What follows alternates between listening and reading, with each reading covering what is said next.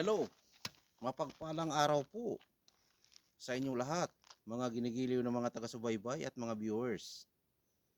Nandito naman po tayo ngayon sa lugar kung saan tayo aakyat.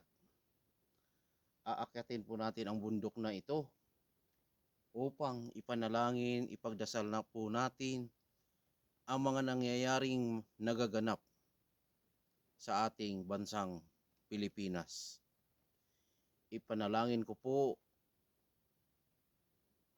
na ang lahat ng masasama ay magiging mabait, magiging maayos, at magiging kakampi ni Vice President Sara Duterte. Yan po ang ating mga gagawin ngayong araw na ito. Gagawin po natin ay magdasal, akyatin ang bundok na yan para magdasal. Pero bago ang lahat, mga minamahal na mga taga-subaybay, baka pwede pong maglambing po sa inyo. Baka pwede po kayong mag-subscribe, mag-follow, at mag-comment, mag-share itong videong ito. Kasi hindi po basta-basta itong videong ito. Ito po ay buhay sa lugar na ito. Ipapakita po natin ang ating aakyatin. Yan po ang ating aakyatin na bundok na yan.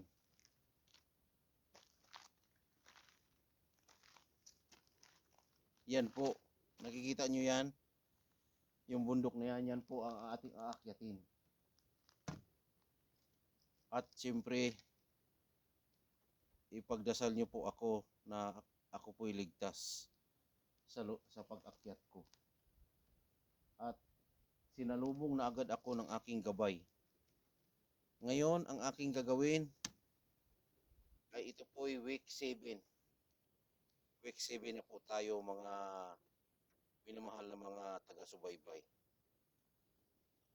Kaya umpisahan na po natin kung saan po tayo aakyat nitong bundok na ito.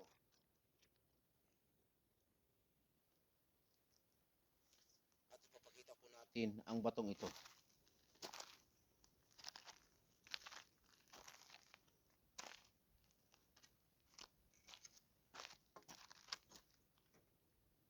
Ipapakita po natin ang batong ito.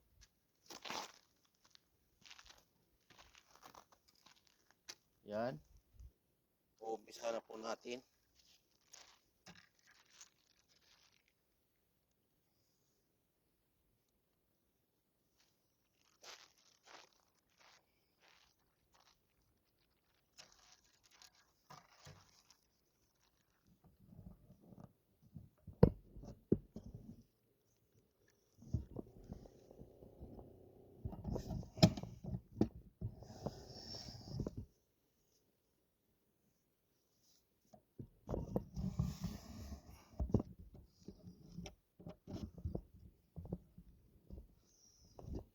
Yan po. Umpisa na po natin mag-akyat. At nag-unang alay na po ako dito. Tingnan niyo pong batong ito. Ibang klase. Yan.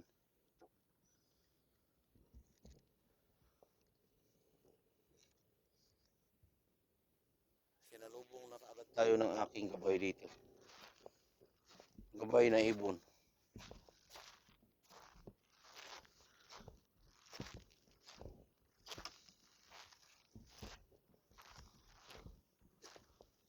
Mataas-taas po itong bundok na itong aakyatin natin.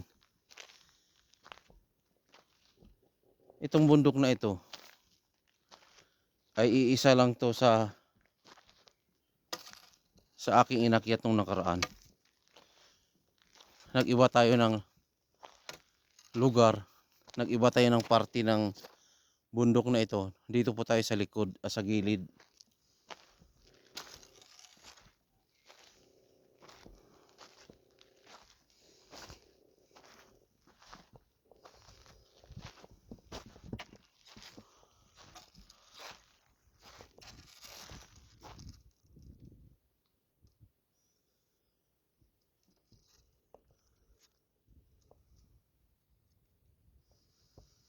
naway ligtas po tayo sa pag-akyat dito. At nandito yung aking gabay. Sinalubong kaagad tayo. At buti naman at nakikilala pa ako ng aking gabay. Kasi ako po'y nag-ibang iba pong aking damit ngayon. Kaya, tsaka hindi lang damit ang nag-iba sa akin, kaya yung gabay ko tumititig sa akin ang gabay.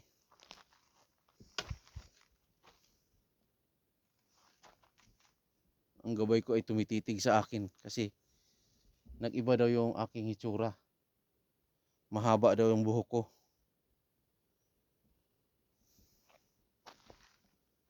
Bakit daw ako nagpahaba ng buhok?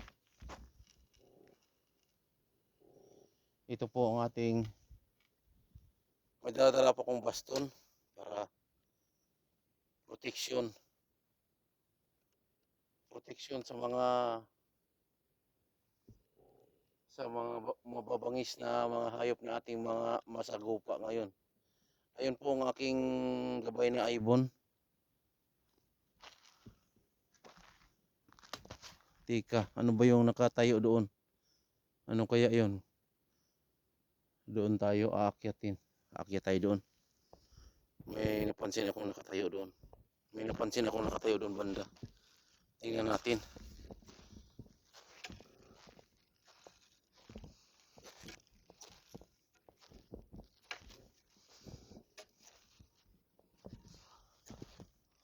Ano kaya yun? Yung nakatayo na yun. Nasa buhangin.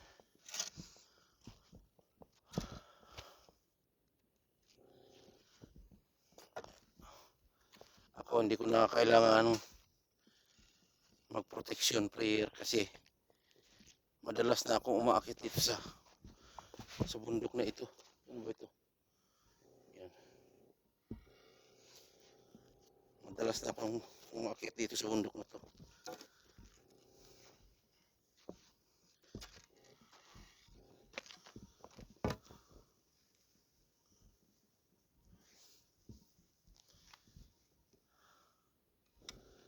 Ano kaya yung nakatayo na yan? Tingnan natin.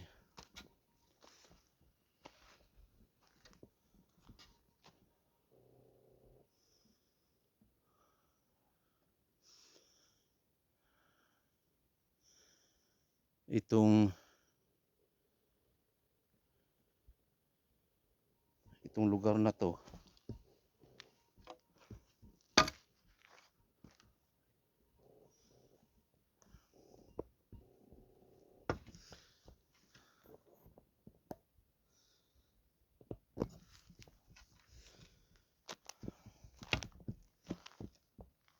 titingnan natin yung may nakatayo dito. May napansin akong nakatayo dito eh. Ano kaya yan? Kahoy.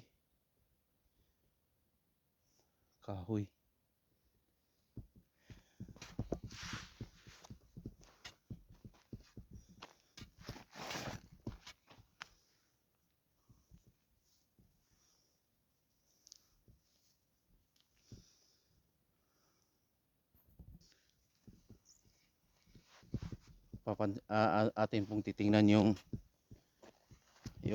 may nakatayo dito na ay kahoy nga. Kahoy. Tala, mataas yung damit ko.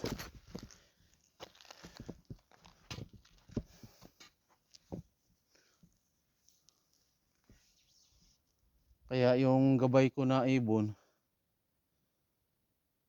nakatitig sa akin. Iba daw itsura ko. At hindi siya sumasagot.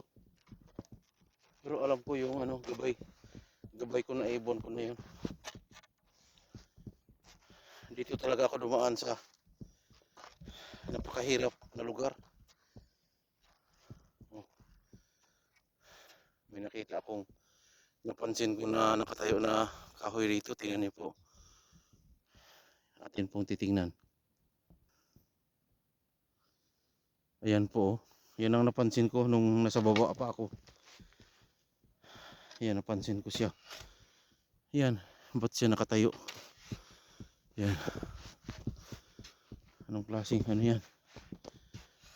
Kukunin ba natin to? Ayan, oh, nakatayo siya.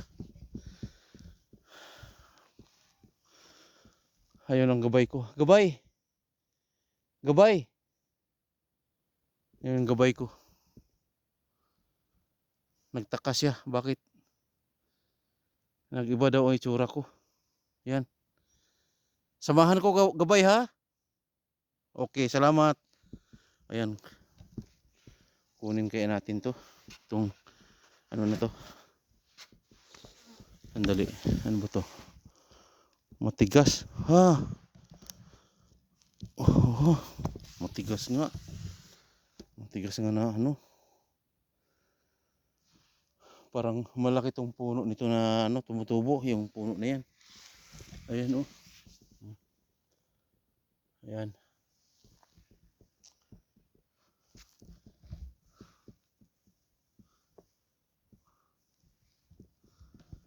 Dito pa talaga tayo dito sa lugar na to. Napakahirap akitin dito sa lugar na to. Mabuhangin. At hindi lang mabuhangin dito sa lugar na to, kundi mayroon pa ditong ano, yung snake rattle.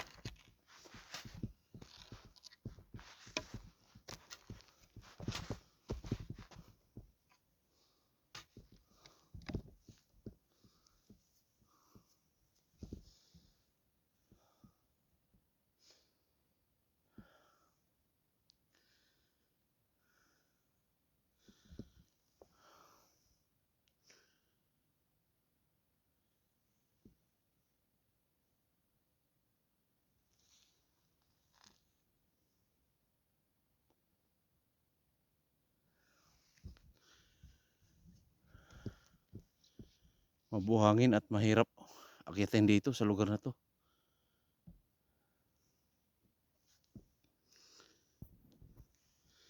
Mahirap akitin.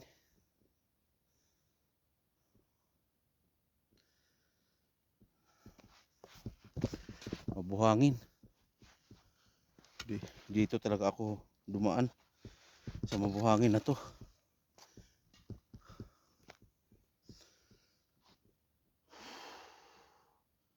Nakakapagod ang taas ng bundok na inakyat ko.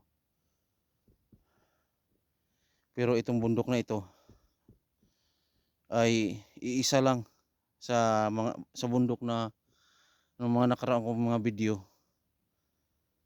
ay iisa lang ito. Nandito po ako sa likod. Napakalaki pong bundok na ito. At dito po talaga ako dumaan muna. Kasi para mabago naman po ang mga napapanood ng ating mga minamahal na taga-subaybay. Maiba naman ang kanilang mapanood.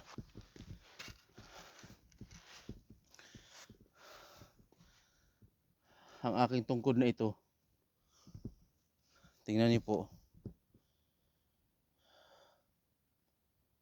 At ito po'y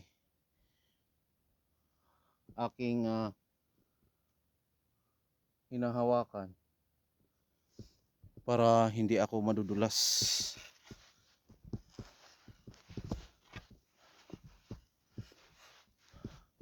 Siguro kung wala itong aking tungkod na to,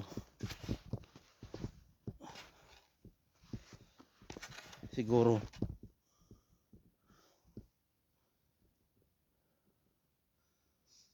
ay hindi ko kakayanin ang pag-akyat dito kasi sobrang tirik. Tingnan niyo po. Tingnan niyo pong dinadaanan ko. Ayan.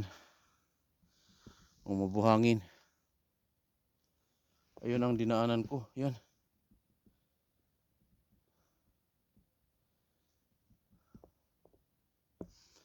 Kailangan dito ako dumaan. Bakit po tayo pumunta dito? Pinapahirapan ko yung sarili ko. Pumunta ako dito para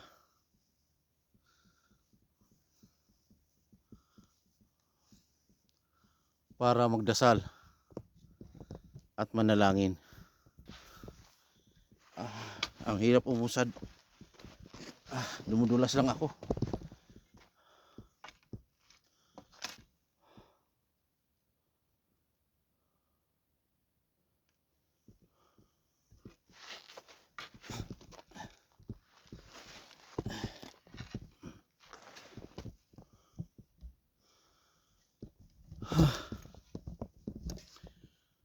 Uy! Uy! May fox doon. Oh. Chuchu! Chuchu! Yun. May mabangis na hayop nga. Nakatingin sa akin. Buti na lang. Mayroon tayong pamalo. Ika'y gabay. Ika'y likha ng Diyos. Huwag mo akong gagalawin. Huwag mo akong lalapain. Dahil pari-pareho tayong likha ng Diyos. Nandito ako upang manalangin, magdasal sa lugar na ito. Huwag mo akong saktan, kaibigan. Paakyat na ako dyan. Talaga, yun ang yung tinatawag na fox. Yan ang mabangis na hayop. Ayun oh. Ang hirap umakyat. Ayun oh. Ang laki.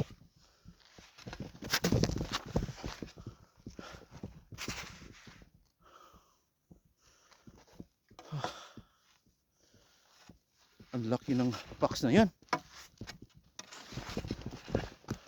Ano, wala. Tumakbo. Tumakbo yung fox. Ang hirap.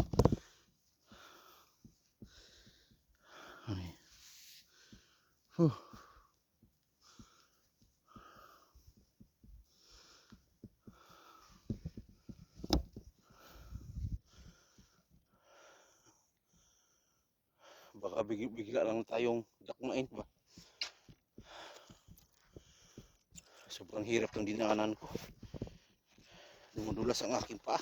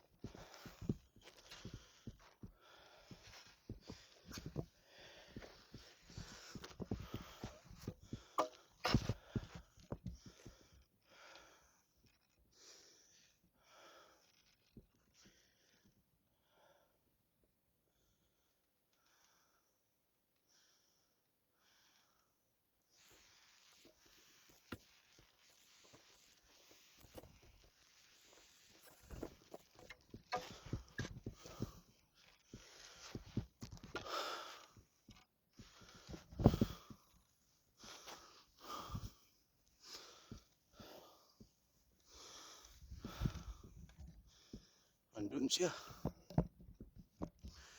Sa lugar na yun.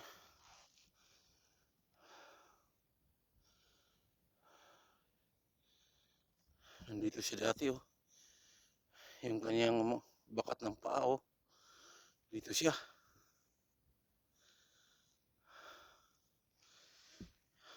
Siguro tumakbo lang. Tumakbo.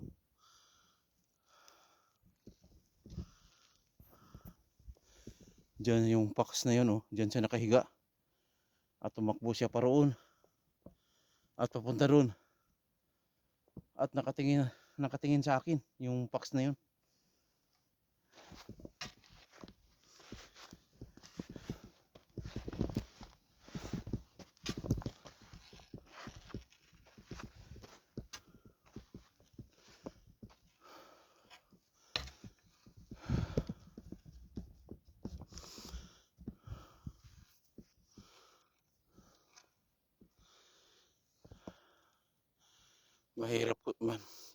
Mahirap tong ano, pinili kong daanan.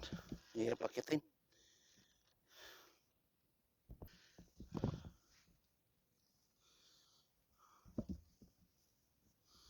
Sobrang nakakapagod ang lugar na ito. Dahil pinili ko talaga dito umakyat. Meron pong napakadaling umakyat, pero dito ko piniling umakyat kasi para maiba naman ang mga napapanood ng ating minamahal na mga taga-subaybay. Maiba naman.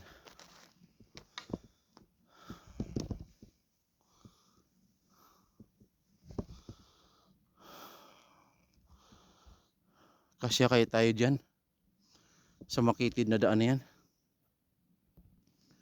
Dyan sa daan na yan.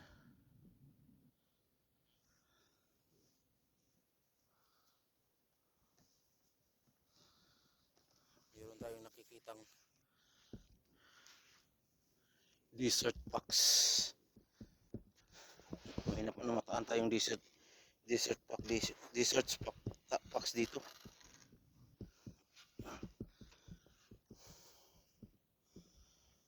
Kaya ingat-ingat. Mag-ingat talaga, doble ingat. Dahil may masasagupa tayong mga desert fox dito. Sabi ng mga naka-experience dito ay yung desert fox daw ay nakakadali na ng tao. Nilapa din yung tao. Ayan, pinagdaanan natin, oh. Mataas-taas na tayo. Wala pa tayo sa kalahati. Ayun. May puno ron. Puno na yun. Siguro yun nga ang nakita kong puno na nakatayo doon sa anong buhanginan na yun. Dito tayo siguro. Dadaan. Dito.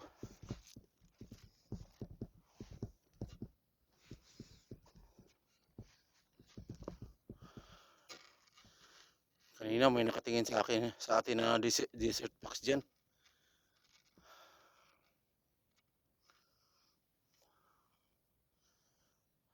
May alay ako dito.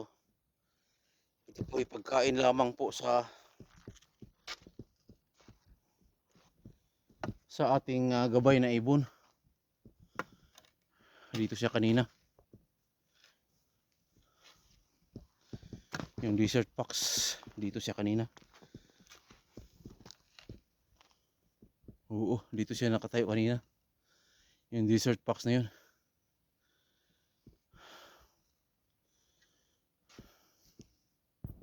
At hindi tayo matatakot, may dadala tayong baston. Yun, oh. Yan ang baston natin dala.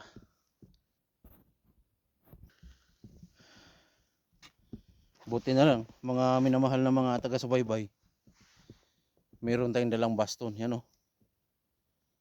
Yan ang dala nating baston. Kasi may nakikita akong desert fox. Ang desert fox ay napakabangis na hayop. Napakabangis na uri ng aso.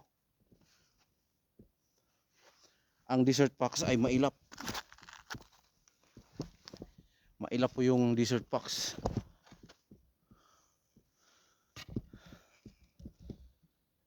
Kaya dahan-dahan lang po tayo sa ating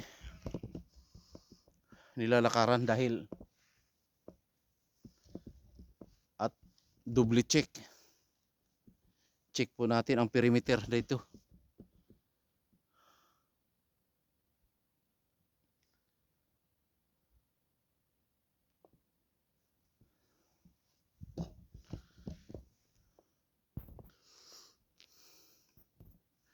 Dito kanina yung desert fox. Sa lugar na ito.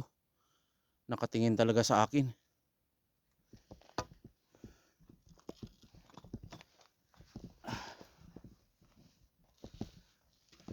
Oops.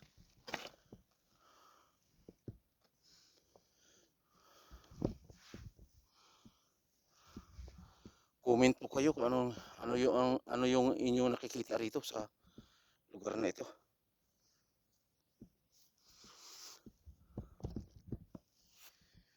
Mahirap tong inakyat ko.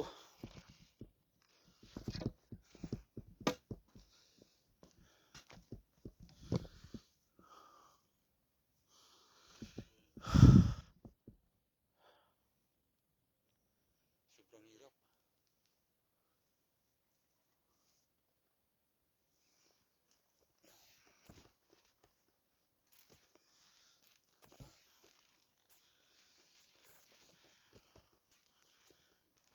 Dito siya. Dito siya kanina nagtayo. Yung desert fox.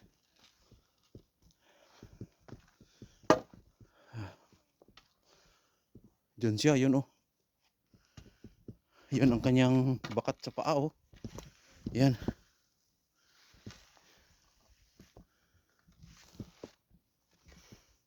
Yan. Ito yung bakat ng paa niya, yan. Yan, desert fox na yan.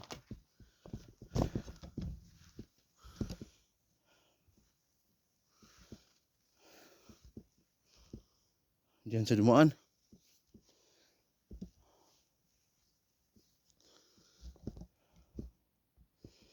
Yan. Talagang ang aking ginagawa ay buhis buhay po. Bakit po buhis buhay? Dahil hindi po natin alam kung ano po ang ating masasagupa rito sa bundok na ito.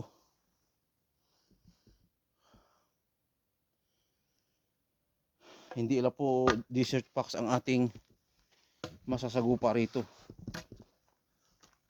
Pati yung rattlesnake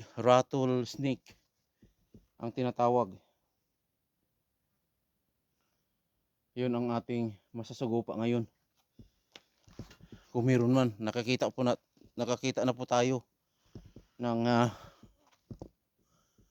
desert fox sa lugar na ito. Ayun. May doon, may pugad ng agila. Agila o uwak. Agila siguro yan, o di kaya falcon. Sa butas na yun. At meron din doon oh. Meron din doon na pugad ng agila doon banda ron oh, sa taas.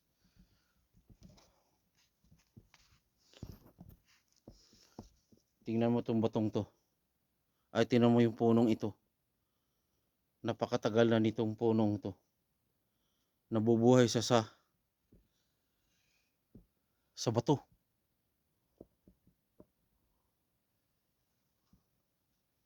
Comment po kayo dyan kung ano ang inyong napapansin at ano ang inyong nakikita. Ito, pansinin nyo. Itong punong to. Nabubuhay siya sa bato. Ibig sabihin, sa parting ito ay mayroon ditong kaunting tubig. Kasi kung walang kaunting tubig, hindi ito mabubuhay. Kita mo naman yan. Bato yan. Pero bakit siya nabuhay? dahil sa ating Panginoong Diyos. Ang Panginoong Diyos po ang lumikha niyan. Yan po ang nakikita kong nakatayong ano doon, yung patay na tuod. Yan.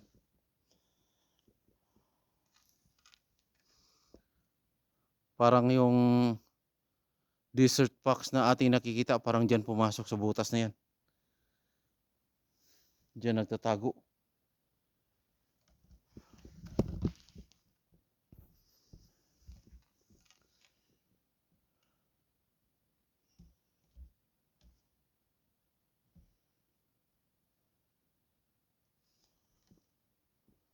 Kailangan natin tingnan natin ang paligid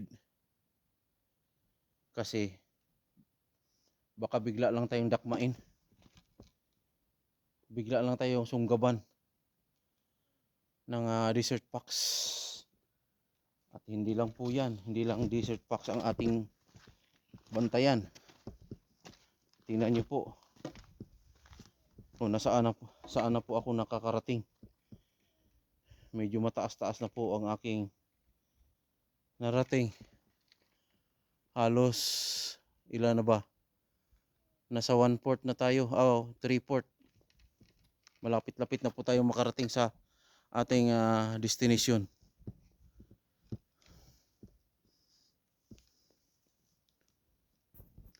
Tingnan nyo po. Ayun yung sasakyan na dala-dala ko sa baba.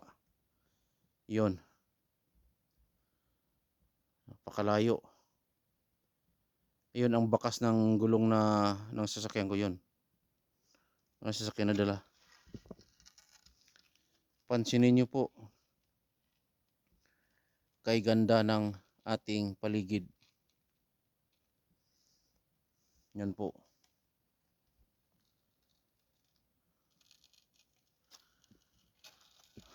Likha po ng Panginoong Diyos yan.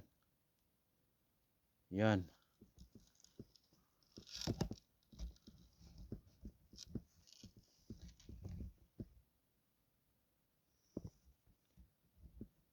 Tayong lahat po ay likha ng Panginoong Diyos. Nandito po ako sa lugar na ito. Ay hindi po ako nag-aksaya ng oras dito. Hindi po ako pumunta dito ng basta-basta.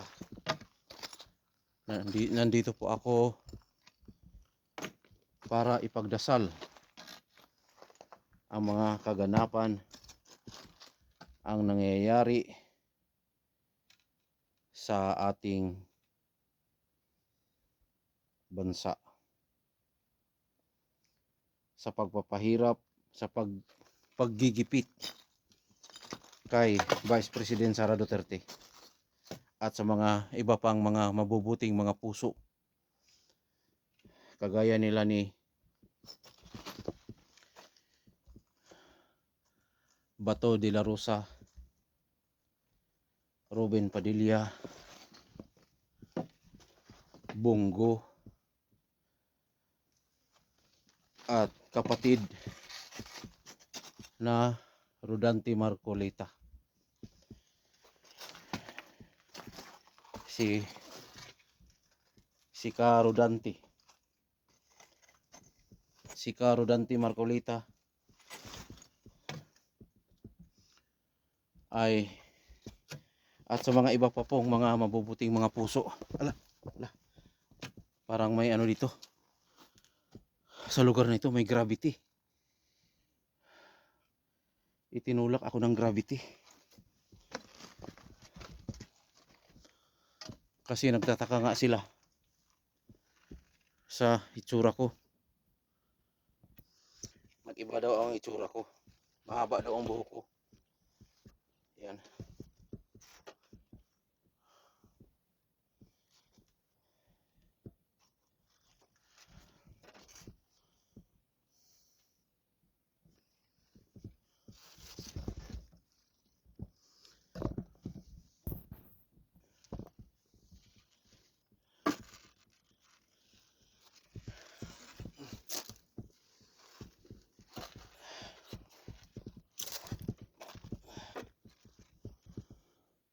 kunti na lang ay makakarating na po tayo sa ating destination na pwede na tayong magdasal at manalangin.